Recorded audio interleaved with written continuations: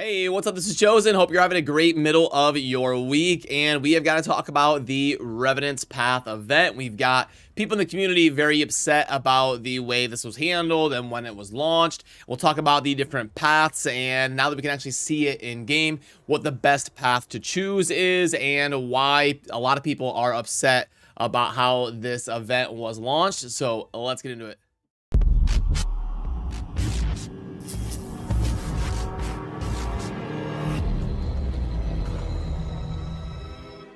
Alrighty, so we did a video yesterday on the channel because we could see the event in game and we could see the HyperX artwork that you see in the background there. So we didn't know what was going on and how this event was going to be structured, but it was a little bit weird that the artwork was HyperX because HyperX is a login champion. So I was like, maybe there's a reward for a dupe HyperX for the empowerment system or something, like in the global leaderboard, or they'll have certain tournament groups, but it ended up just being artwork. I don't see anything here revolving around HyperX. We also have these Revenant coins, which could have maybe been a new mechanic or something where you collect, because they named it after a certain faction. It isn't just like event coins or something. So we were speculating like maybe there's going to be some sort of new resource where you acquire these faction coins. You can trade them in for certain champions in that faction that come up in some shop or whatever, like we see with the dupe system, and the way to trade in for tokens that you can then buy stuff. So there was all sorts of ideas being flown out there, but this ended up being just coins that you collect from doing different things like getting artifacts and accessories, summoning champions, basically spending resources on your account. And the reason that a lot of people are upset is because we just had a bonus legendary event, which I'm going to be uploading a video here on the channel soon, where I had a lot of fun hanging out with a bunch of content creators, YOLOing some shards for myself to get a bonus legendary, and I'll show you how that went. It ended up being a little bit crazy, but yeah, you can see now I am depleted. I've only got 9 ancient shards. So a lot of people are like, you know, this is pretty scummy. They just got us to pull our shards with a bonus legendary, and then literally boom, a few hours later, we get this Revenant's Path, and we had no idea what was going to be required in it and how the event was going to be structured. And now a lot of people are sitting here like, well, I got excited and pulled shards for a bonus legendary, and now they come out with this event where I can get points by summoning champions. So it would have been nice to know, like, hey, I'm going to wait until I can kind of double dip and do both these things at once, because the end of the bonus legendary event kind of coincided with the start of the Revenant's Path event. And I can pull up Reddit for a second over there, but what we're seeing is a topic crop up where we're starting to see some of the feelings of the community, talking about getting hoodwinked by Plarium a little bit there. You should be grateful you get one day where both are running. That was an oversight on our part, which will be corrected in the future from Plarium, getting massively uploaded. Yeah. So obviously, you know, we should have been smarter to realize something like this was going to happen, and I should have been advising you here on the channel to be like, hey, maybe wait. Like, basically, we should just always wait until the last day of any event, because you never know what is going to happen. Unfortunately, the way things are kind of structured to kind of get resources out of you, it's usually best not to do things right away unless you're forced. Like, unless, you know, something launches during the last day of CBC and you want to make sure you're getting points for your clan because you're in a close CBC match, then maybe do an event right away. But all things equal, just kind of in a vacuum comparing things, we're going to probably have to always recommend hold off, wait until the very end of the event, because you never know what's going to come out launching to double dip and kind of work with that and be able to do it at that point in time to be a little bit more optimal with the resources on your account. But let's kind of see what other opinions are floating out there. Not to mention the event is total garbage. You'll have to burn about 45,000 energy to farm enough artifacts to complete it, or summon 32 sacreds. I think they mean to complete all 3 paths, because I believe it's about 32,000 to, well, it depends on the path, because you can see here the feast is 40,000, and the book is 10,000. So I think, like, if we went down to the book on the right side, you've got 10K, 18, 25, 27 and a half, just over 30. Yeah, I mean, you're coming up on like what, 34,000 coins to go down that one path, but it's going to differ a little bit. But the whole thing is probably around 100,000 to complete the whole board here. And then when you pull up the point structure, you're getting 4,500 for sacred shards.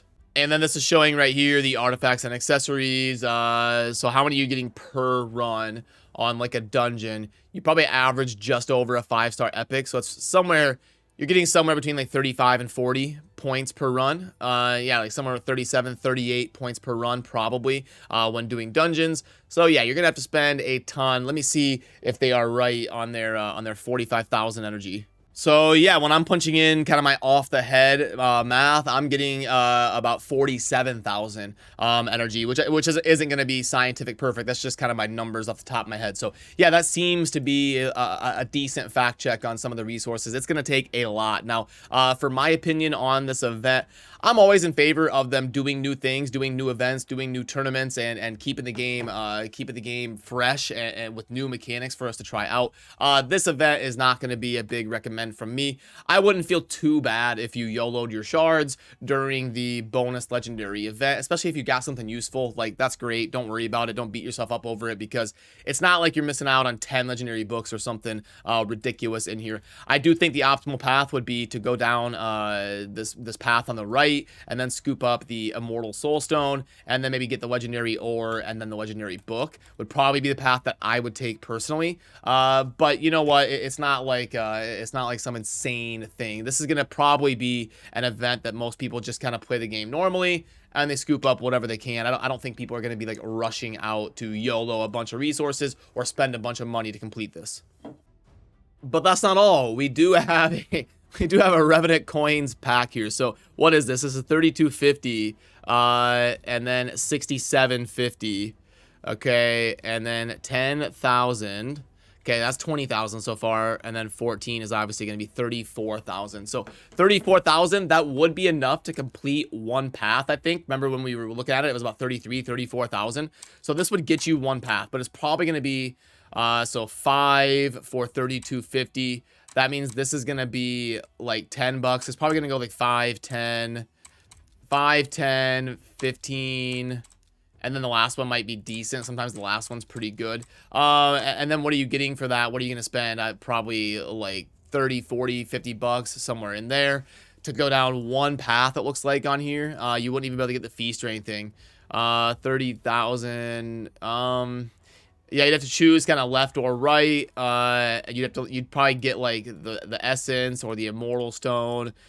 Yeah, there's no way that's worth it. So yeah, the offer in the shop doesn't seem to be worth it to me. It looks a little bit overpriced. This would have to be like $1.99 and then kind of scale up from there, in my opinion, based on the resources I'm seeing. In the event tab, it's really only going to make sense for the very, very high spenders and the people that are on a lower or mid-tier budget. I think you can do a lot better trying to save up for some of those big offers that have shards in them and for high upside.